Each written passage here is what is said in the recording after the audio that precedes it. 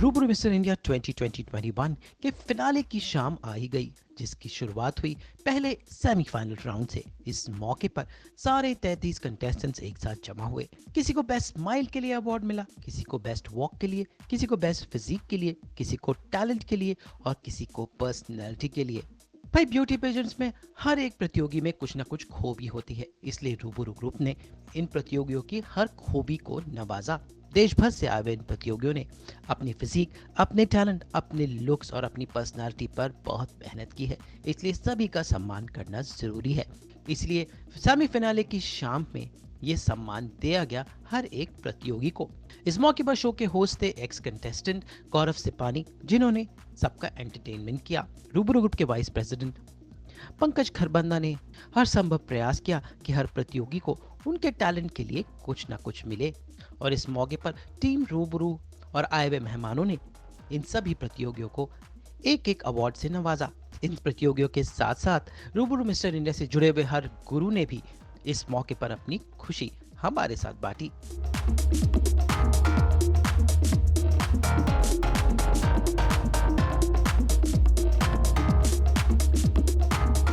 not only pageant models but people from all walks of life। और वैसे एक pageant में ज़्यादा वक्त तो नहीं मिलता लड़कों को ट्रेन और ग्रूम करने का, लेकिन अच्छा लगता है कि 2-3 दिन में वो चीज़ें इतनी जल्दी पकड़ लेते हैं, क्योंकि कंपटीशन है और कहते हैं ना कि प्रेशर में ही डायमंड बनता है।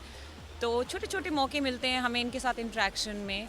लड़के बहुत ही खूबसूरत हैं, और जैसे कि आप लोग सब जानते हैं कि पिछले 1.5 साल से the entire world has been in a pandemic situation.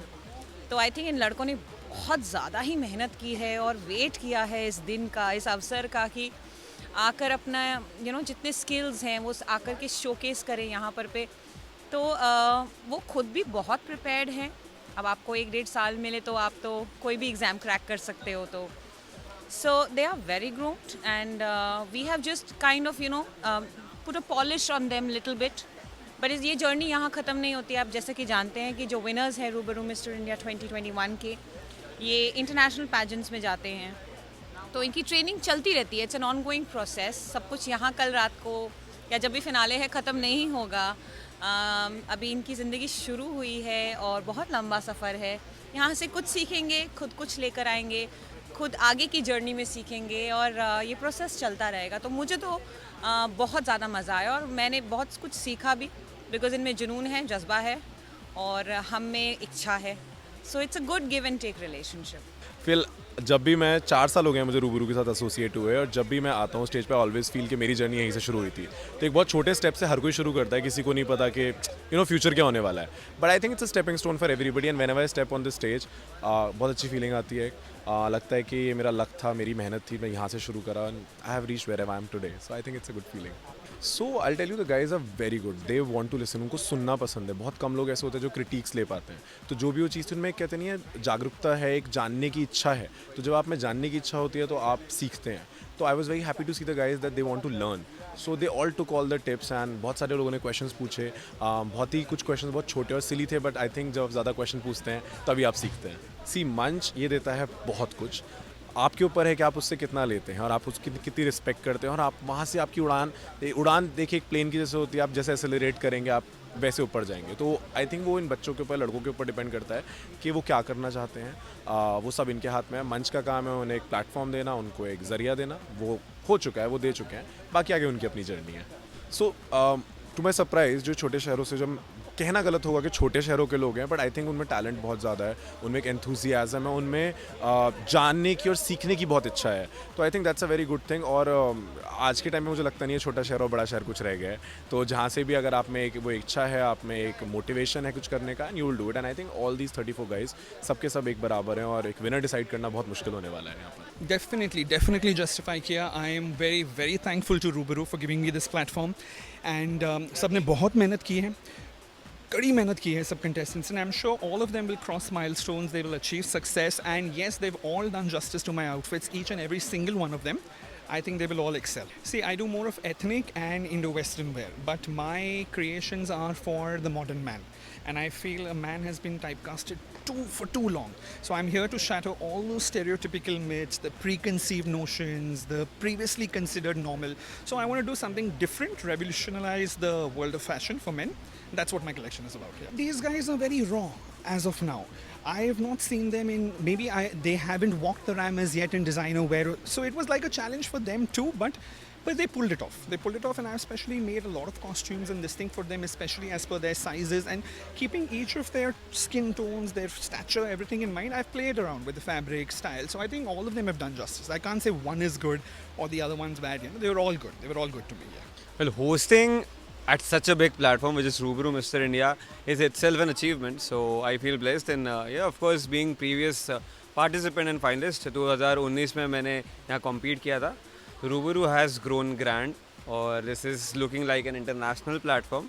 So feels honored to be like wearing a good black tuxedo and hosting the sexiest men alive in India. हीरे तो आप देख रहे हैं 34 of them. They all are precious gems in this shell, which is Rubaru Mr. India.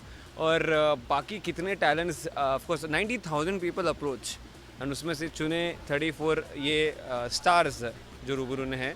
They are facing the heat, of course, but the results भी मिल रहे हैं, and of course they are gonna enjoy this lifetime. सपने देखा करिए, ये हमेशा हकीकत में बदलते हैं, और आपकी ज़िंदगी में सपने नहीं तो आपकी ज़िंदगी बिल्कुल भी सही नहीं है. So you should be a part of this pageant, which is Rubaru Mr. India and Miss India as well.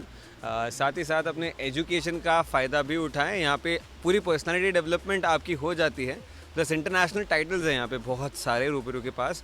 So every participant gets to get international opportunities directly, plus many brands in their packet, in their package.